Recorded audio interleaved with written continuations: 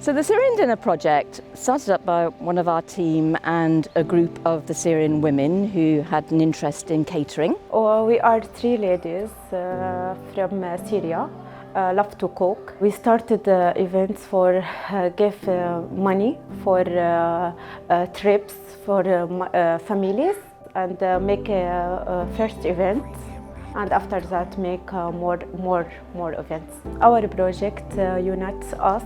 We cook with love, sharing food for the community. It then developed because it was received so well by the local community. So it developed into a social enterprise. In this pandemic period, they've been doing takeaways, and it's just been an incredibly good boost to the women's self-esteem and their sense of confidence and their sense of belonging. So one of the women said to me recently that she felt like she'd been born here, and she felt this community was incredibly welcoming, and yeah, it's been a great collaborative initiative.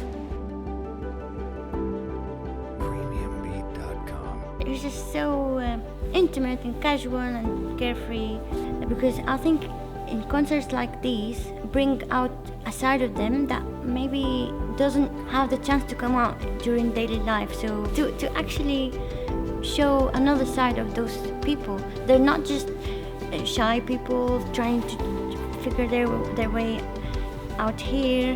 They have culture, they have so much joy to live and bring out and share with others.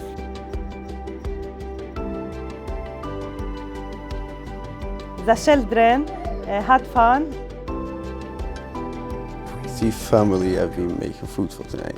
Food was a really good idea because the Syrian families are inviting us to their home, albeit they've had to make a new home, but we are their guests for tonight. We are their guests, and I think that's a great idea and a great thing to do.